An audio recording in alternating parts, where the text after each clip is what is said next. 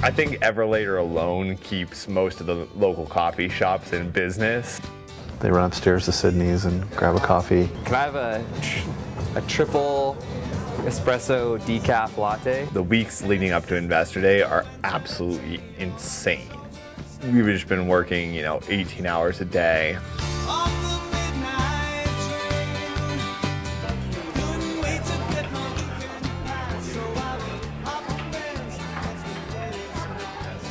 So we're practicing the pitches every day. A lot of the companies are practicing 2 or 3 times a day.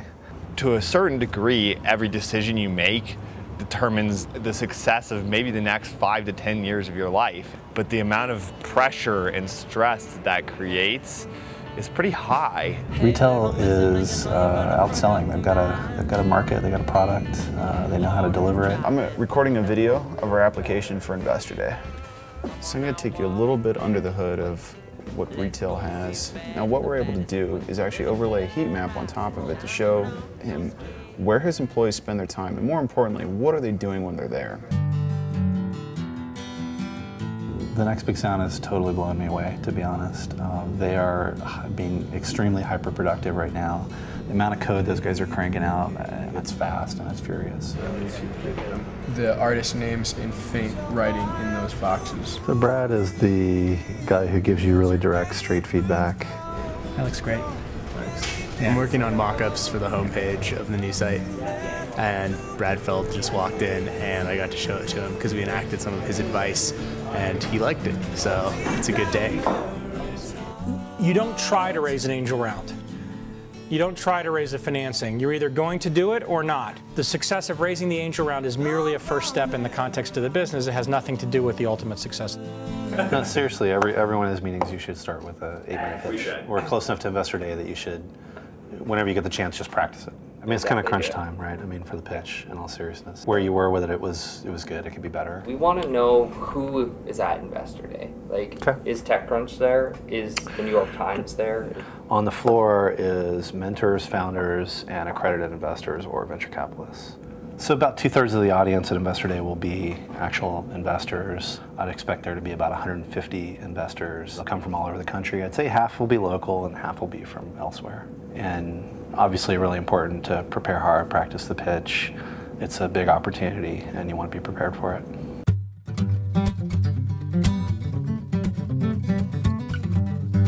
Paul Barbarian came to talk to us about failure and taught us the lesson of the Zini bottle, which is his failed startup. I came here to talk about failure, about starting a fantastic idea, building a great company, and then only having it not hit its mark and having to shut it down.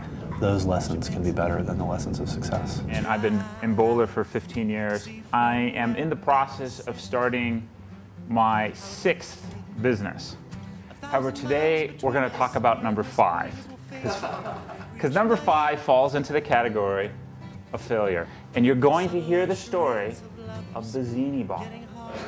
I am holding one of the last Zini bottles known to exist on planet Earth. We came to the conclusion that we didn't have enough money, we were in 3 different businesses, and so we made the choice to fail. Failure is when you wake up and you say, it's over. I think the best thing for me personally was to humble me. You just have to persevere and not get down in the dumps when something goes wrong. Work-life balance is really important normally, but at TechStars it's kind of out the window. I mean, you've got 3 months to get to a point where you're ready to present your company. You got to make a ton of progress. You all have your ties? If you know what's going on, if you have your tie, put it on. The bus leaves in exactly 9 minutes. All the founders are dressing up in their crappiest ties that they have. So there's a surprise going on. We have to bring ties, which you can see I got this awesome one, and raincoats, which I've also got.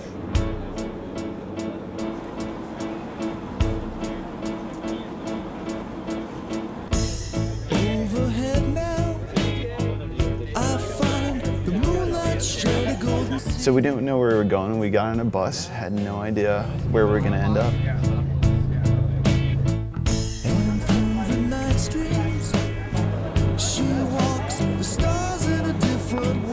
We thought we were going to have some business dinner, and it turned out that they'd gotten us all tickets to see Office Space at Red Rocks, which was awesome.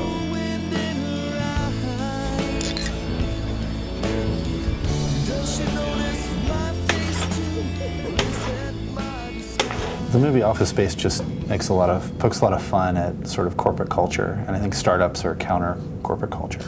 It's one of my favorite scenes from Office Space where they just take a bat and destroy this printer that's saying PC load letter.